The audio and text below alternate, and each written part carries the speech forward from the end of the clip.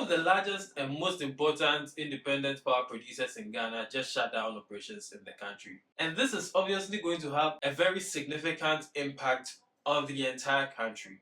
So in October 2024, Sunon Asogli, which is an independent power producer, shut down operations citing a $259 million debt owed by the Electricity Company of Ghana, popularly known as the ECG. And to many people, to many Ghanaians, this might seem like another case of financial mismanagement on the part of the government. But it might be more than that.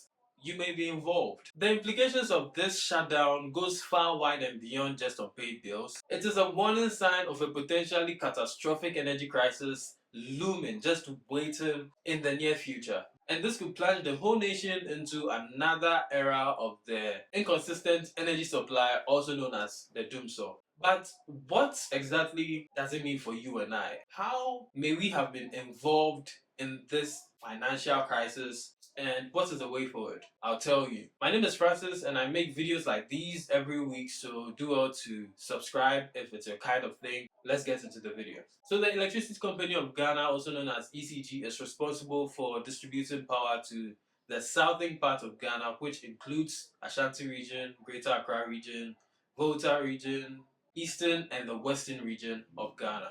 But for years, it has been struggling to meet its financial obligations. The $259 million debt is just a piece of a very big unsolved puzzle that includes inefficiencies, unpaid bills by private and public customers, and poor revenue collection practices. One of the primary reasons for the ECG's financial crisis is the dependence on independent power producers like Sunon Asogli. Because Ghana has traditionally been dependent on hydroelectric energy that is produced from the dams like the Akosomo and other dams in the country. But with rapid urbanization and industrialization, the need for energy keeps going up. And because of this, the need for energy supply has exceeded what the nation's hydroelectric infrastructure can provide. So to bridge this gap, the ECG had to turn to independent power producers for more energy. But one of the problems with this is it comes with higher operational costs. One of the main contributors to ECG's financial problems is the sheer volume of unpaid bills by customers, mainly the government. Various ministries, departments, and agencies owe the ECG millions of cedis,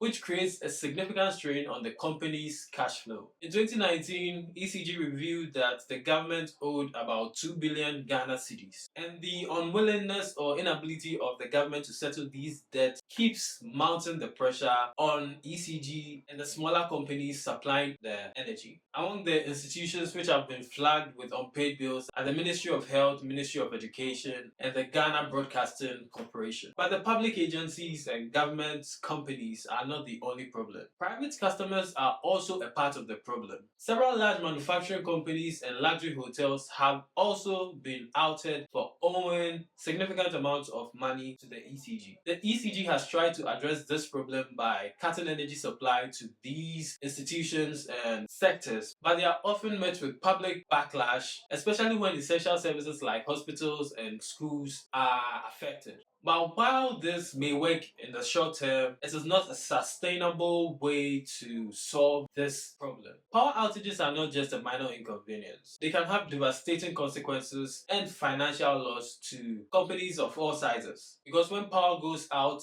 companies are forced to either halt operation or seek another alternative, which may be much more expensive to operate. The cost of running a generator is much higher than using the grid power. According to some estimates, the cost per kilowatt hour for operating a generator is 2 to 3 times higher than using the electricity provided by the ECG. And for businesses which are already struggling, this is going to be extremely crippling. But beyond just direct costs, power outages can have less obvious impacts that can be just as harmful. In a 2016 report by the African Development Bank, it was estimated that the power outages between the years of 2012 and 2016 resulted in an annual loss of 3% in the country's GDP.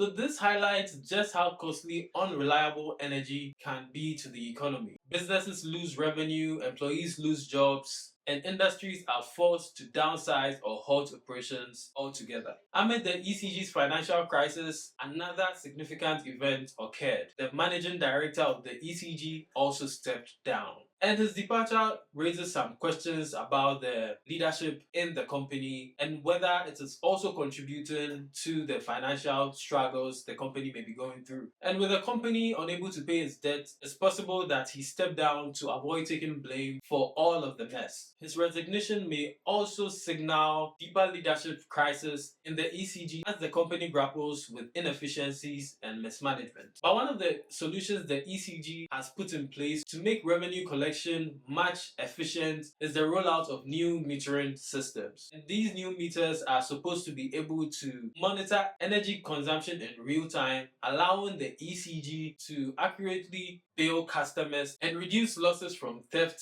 and underreporting. A new metering system could be a game changer, helping the ECG with one of its biggest problems, the collection of revenue. By implementing these new prepaid meters, the company hopes to ensure the customers pay electricity upfront, reducing the risk of accumulating unpaid bills. The system has already been piloted in several areas with promising results in terms of improved collection rates. However, the success of this initiative will depend on several factors such as public acceptance. Many customers, especially in rural areas, are going to have a little pushback against this new initiative and may resist switching to the new metering systems. ECG will also need to invest in additional infrastructure required to support these systems, including training staff and maintaining the new technology. So at the end of the day, the $259 million debt, the resignation of the managing director, and the rollout of the new metering systems indicates one thing: uncertainty. The risk of power outages are looming large and businesses are bracing for the worst. For everyday Ghanaians, the consequences may be dire. Apart from the minor inconveniences of sleeping in darkness, the economy may also suffer due to this looming threat.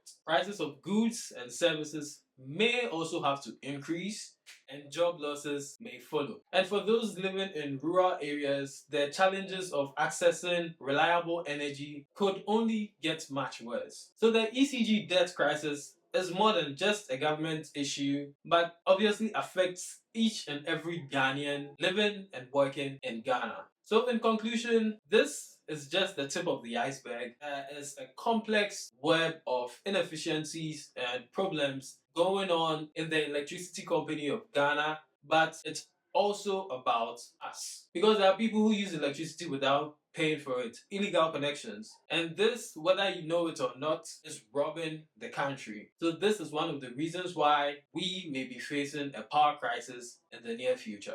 As to whether the new implementations and initiatives are going to solve the problems we currently face as a country, I do not know. But we must be bracing for what could be a dark and uncertain future. Thank you for watching. Please don't forget to like, subscribe, and share the video if you found it helpful. Let me know in the comments what you think. Are you using electricity illegally? Let me know in the comments so I can direct the police to your house.